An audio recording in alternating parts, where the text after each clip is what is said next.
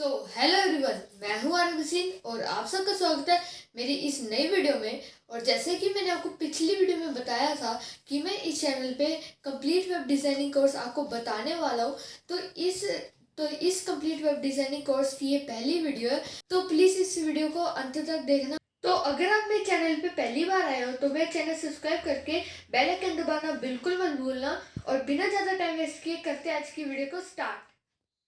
So guys, अब हम आ चुके हैं हमारी कंप्यूटर की स्क्रीन पर।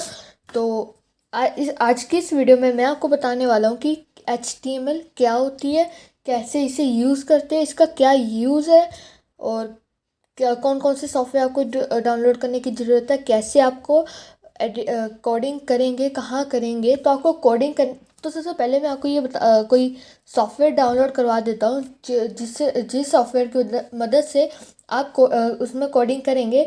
तो उस सॉफ्टवेयर का नाम है विजुअल स्टूडियो कोड। तो ये विजुअल स्टूडियो कोड कुछ ऐसा दिखता है। तो आपने क्या करना है कि अपने कोई भी ब्राउज़र या गूगल पे जाना है, वहाँ पे लिखना है विजुअल स्टूडियो कोड, और ये वाला जो लिंक होगा इसके ऊपर क्लिक करके आप यहाँ पे विंडोज़ के लिए, लाइनक्स के लिए और मैक में आपको तीनों ऑप्शन मिल जाते हैं।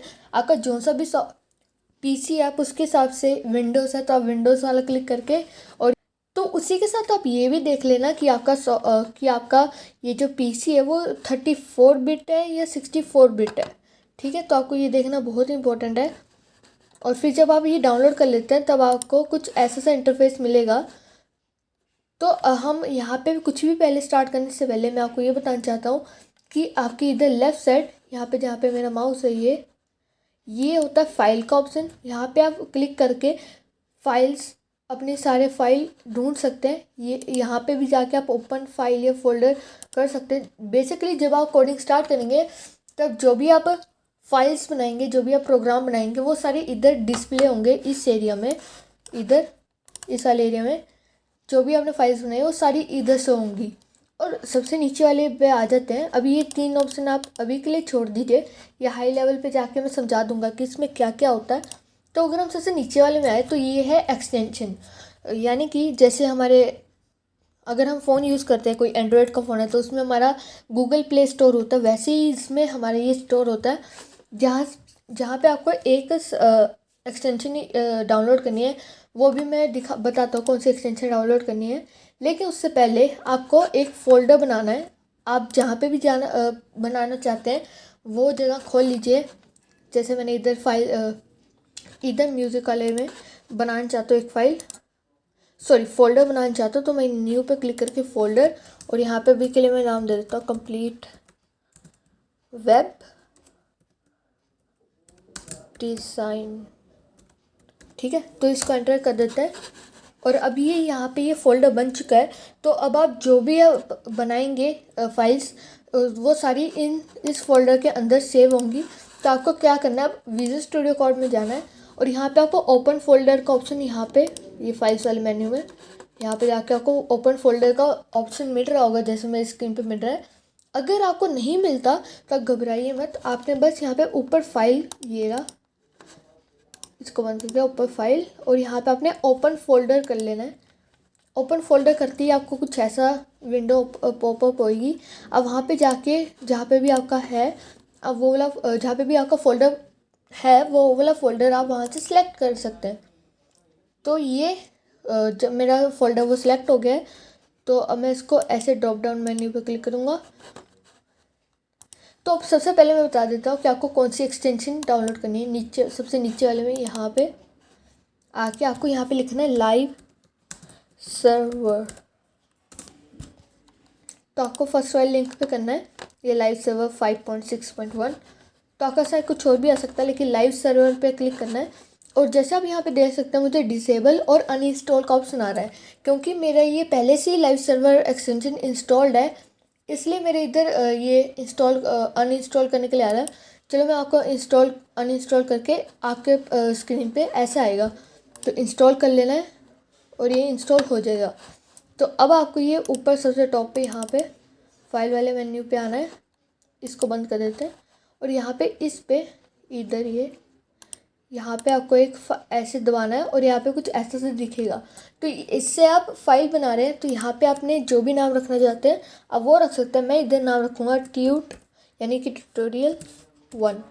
और ये याद रखना कि आपने जब भी HTML फाइल बनानी है तो आपने .html लिखना। देखा आपने कैसे ये नॉर्मल था, नॉर्मल सा लोगो आ रहा है इधर, लेकिन जब मैंने .html लिखा इसका चेंज हो जाता है और इसका लोगो चेंज हो जाता है। और अब आपने एंटर करना है, तो ये आपकी फ़ाइल बन चुकी हुई है।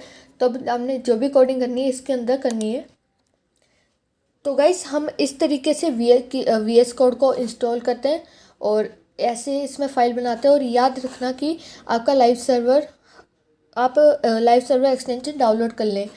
और मैं आपको ये भी बताना चाहूँगा कि अगर आपके जैसे मेरे इधर लाइव सर्वर का ऑप्शन आना चाहिए वो नहीं आता है तो घबराने की ज़रूरत नहीं है। आपने बस राइट क्लिक करके ओपन विद लाइव सर्वर करके आप लाइव सर्वर खोल सकते हो। तो उससे पहले मैं आपको ये बताना चाहूँगा कि HTML क्या होती है। तो जैसे HTML का एग्जांपल देने के लिए मैं आपको एक वेबसाइट खोल देता हूँ बूटस्ट्रैप नाम से। ये मैंने वैसे ही आपको दिखाने के लिए की है ताकि आपको समझ आ सके कि क्या क्या होता है HTML के अंदर। तो आपको ये बहुत सुंदर सी वेबसाइट लग रही है ना। हाँ, तो बहुत सुंदर वेबसाइट है, लेकिन इसमें हाँ HTML में बताता हूँ HTML कहाँ कहाँ यूज़ किया गया है। वैसे सारी जगह पे यूज़ किया जाता है, बट जैसे ये HTML काम होती है हमारी स्ट्रक्चर बनाने के लिए, हमारी वेबसाइट का मेन स्ट्रक्चर बनाने के लिए। HTML कंपलसरी है किसी भी वेबसाइट को बनाने के लिए। किसी भी वेबसाइट को बनाना है तो आपको सबसे पहले HTML बनानी पड़ती है, फिर आप उसमें CSS और जावास्क्रिप्ट यूज़ करते हैं। लेकिन अभी मैं CSS और जावास्क्रिप्ट आपको नहीं सिखा रहा हूँ, वो आने वाले टाइम में मैं आपको सिखाऊंगा। तो इसके लिए मैं अभी आपको ये HTML का बताता हूँ। जैसे आपको यहाँ पे ये हेडिंग मिल रही है, build fast responsive sites with bootstrap. तो ये जैसे हेडिंग है, ये सारा इन्होंने HTML से दे रखा है। और ये पैराग्राफ्स है, ये भी इन्होंने HTML से बनाया है। ये जो भी स्ट्रक्चर होता है ना कि यहाँ पे इंस्टॉलेशन लिखा है, लिखने वाली चीज़ें, स्ट्रक्चर इसका mainly the structure of website HTML से बनती है। तो आई होप कि आपको समझ आ गया होगा कि HTML क्या है। तो बिना ज़्यादा टाइम वेस्ट किए करते हैं HTML को शुरू। ठीक है, तो यहाँ पे हम सबसे पहले जब भी हम कोई भी वेब पेज बनाते हैं तब हम HTML यूज़ करते हैं, जैसे मैंने आपको पहले बताया। तो HTML यूज़ करने के लिए जो सबसे पहली इम्पोर्टेंट कंपल्सरी चीज़ होती है वो है कि स्टार्ट कैसे करनी है HTML। तो HTML स्टार्ट करने के लिए आपको ये ब्रैकेट्स लिखनी पड़ती हैं ऐसे, जैसे मैंने आपको यहाँ पे दिखा रहा हूँ। और यहीं पे इन ब्रैकेटों के बीच में आपको लिखना पड़ता है HTML। ठीक है, HTML आप ऐसे लिखेंगे और इसे बंद भी करना होता है, जैसे मैं यहाँ पे आपको बंद करके दिखा देता हूँ। सॉरी। तो ये HTML मेरी यहाँ पे शुरू हुई, ये टॉप पे यहाँ पे शुरू हुई और यहाँ पे ख़त्म कर दी मैंने HTML। तो इससे हम बेसिक HTML वेब पेज बनाते हैं। अभी और भी मेन चीज़ें, लेकिन बिल्कुल फर्स्ट स्टेप मैं आपको बता रहा हूँ। तो आपने जब ये टैग होते हैं, जैसे ये HTML लिखा हुआ है तो ये एक टैग है। ठीक है, तो इस पूरी वेब डिज़ाइनिंग में हम HTML में CSS में नहीं, HTML में हम हमेशा टैग का यूज़ करते हैं। बटन बनाना होता है तो उसका अलग टैग होता है, नई लाइन में आना है तो उसका अलग टैग होता है। तो ये टैग्स होते हैं और आपको जब भी टैग बंद करना होता है, ये कंपलसरी नहीं है, कंपलसरी है, मतलब ये सारी टैग्स पे इस्तेमाल नहीं होता कि सारे टैग बंद करने होते हैं, लेकिन ज़्यादातर टैग्स बंद करने होते हैं। और उसे बंद करने के लिए आपने सिंपल ब्रैकेट्स के अंदर पहले HTML लिखना है या जो भी टैग का नाम है, और फिर जब बंद करना है तब ये याद रखना कि जैसे HTML का टैग मैंने यहाँ पे शुरू किया, बंद करने के लिए मैं ये वाला साइन यूज़ करूँगा। इधर मैं लिख देता हूँ, ये वाला नहीं, सॉरी, ये वाला साइन हम यूज़ करेंगे। ये बहुत कंपल्सरी है हमेशा यूज़ करना, तभी आपका ये बंद होगा।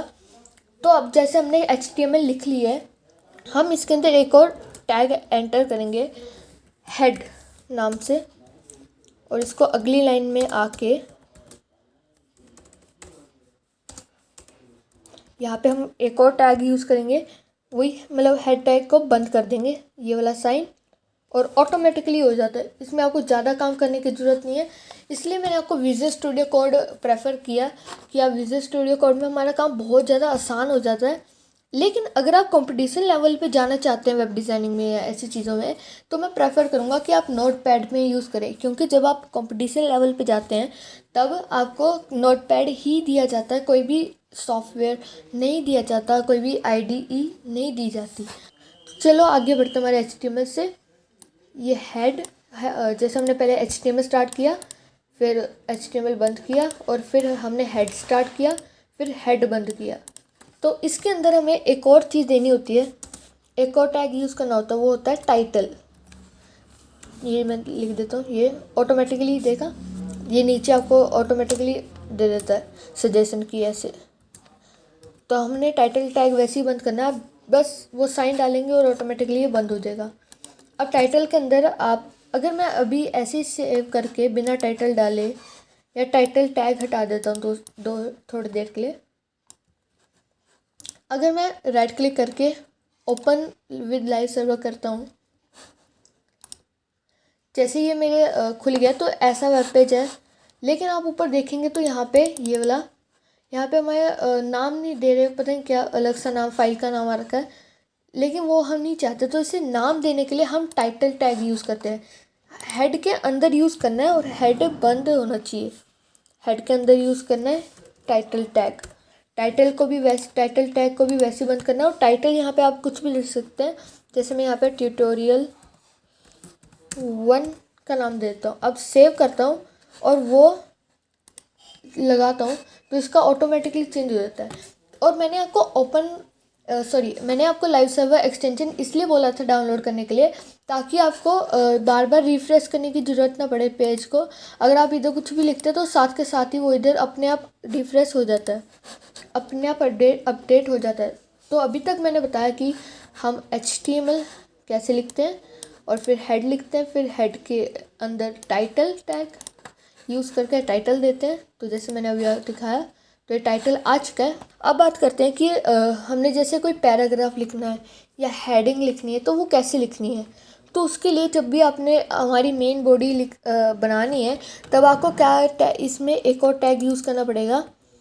हेड जब बंद होता है ना, यहाँ पे हेड बंद हुआ, इसके जस्ट नीचे आपने एक और टैग यूज़ करना है, बॉडी टैग, BODY, ठीक है। और इसको भी HTML के ऊपर बॉडी टैग बंद कर देना है। तो जो भी आपने जैसे कुछ लिखना है, इधर कोई पैराग्राफ लिखना है या जो भी चीज़ें वो इन बॉडी के अंदर होंगी। सिर्फ टाइटल हम देते हैं हेड के अंदर, बाकी सारी चीज़ें बॉडी के अंदर होंगी। और अगर आप बॉडी नहीं देते हैं ये, तो आपका सारा जो भी आप लिखेंगे कोड, वो जब आएगा तो वो इसके ऊपर आ जाएगा, यही टाइटल पे वो लिखा आ जाएगा।